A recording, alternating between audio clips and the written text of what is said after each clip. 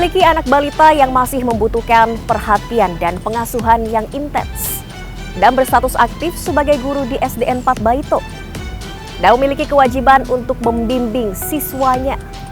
Penangguhan penahanan Guru Supriyani pun dikabulkan oleh Pengadilan Negeri Andolo.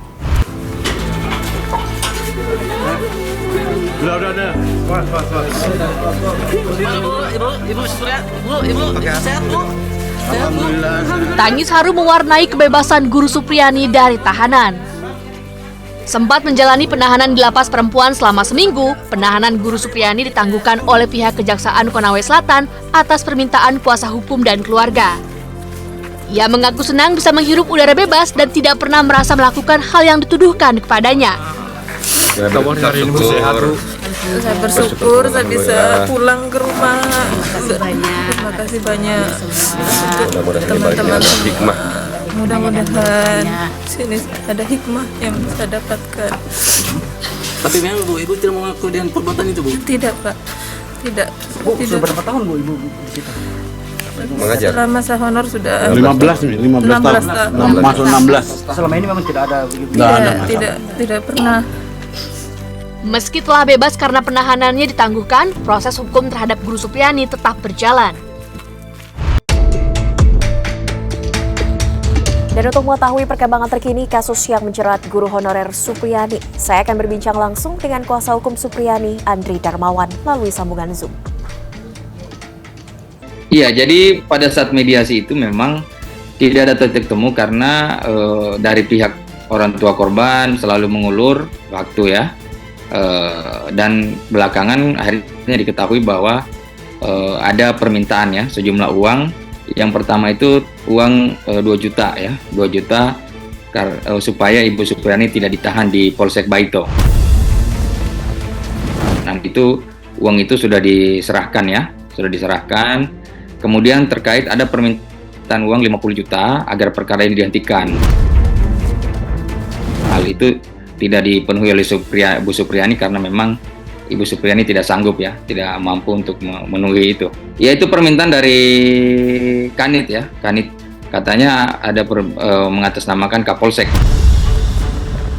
Penyalahgunaan kewenangan, penguasaan apalagi oleh aparat hukum itu sangat berbahaya ya. Bagaimana orang yang semestinya memang tidak bersalah atau tidak melakukan suatu perbuatan pidana, tapi dia dituduh telah melakukan suatu perbuatan pidana. Itu merupakan pelanggaran dan saya pikir harus diberikan juga sanksi terhadap mereka.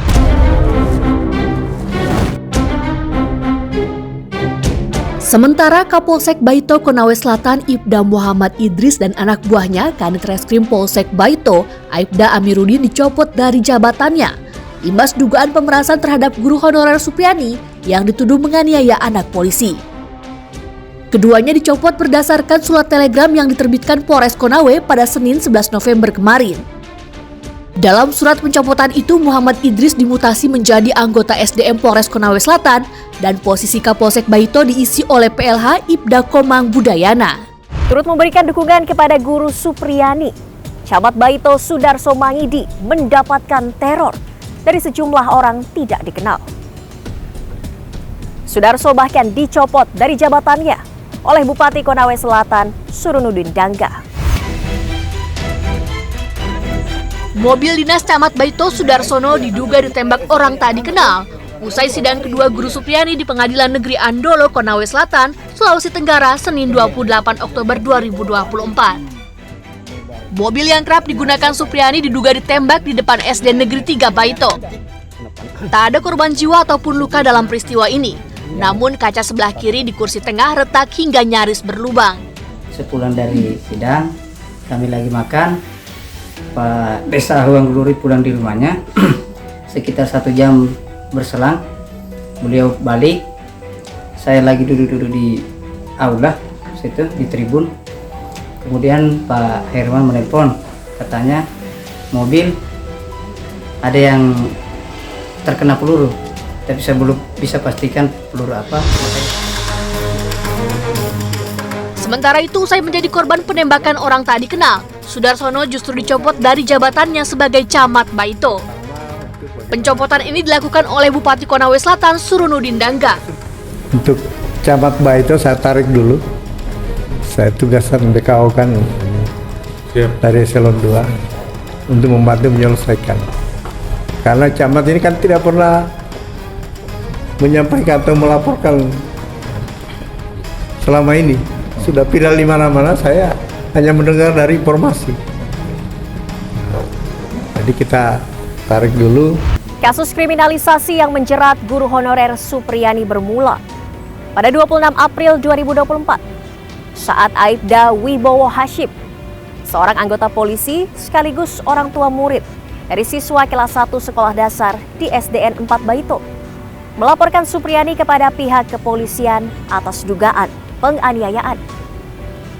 Pihak kepolisian menyebut proses penyelidikan berlangsung selama 3 bulan. Dan selama proses berlangsung, polisi melakukan 5 kali upaya mediasi. Namun tidak kunjung damai.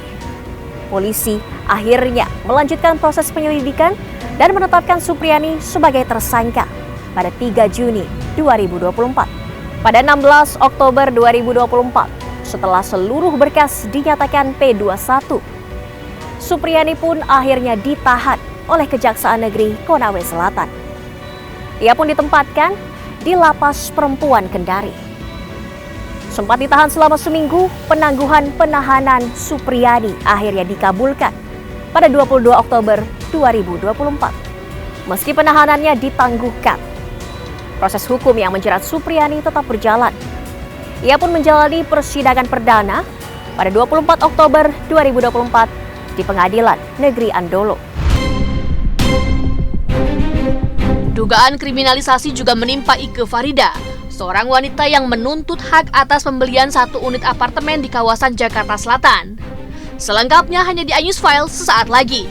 Mamaku itu bukan pengedar narkoba, mamaku itu bukan seorang pembunuh, tapi dikerahkan 80 orang dari pihak Polda Metro Jaya untuk melakukan penangkapan.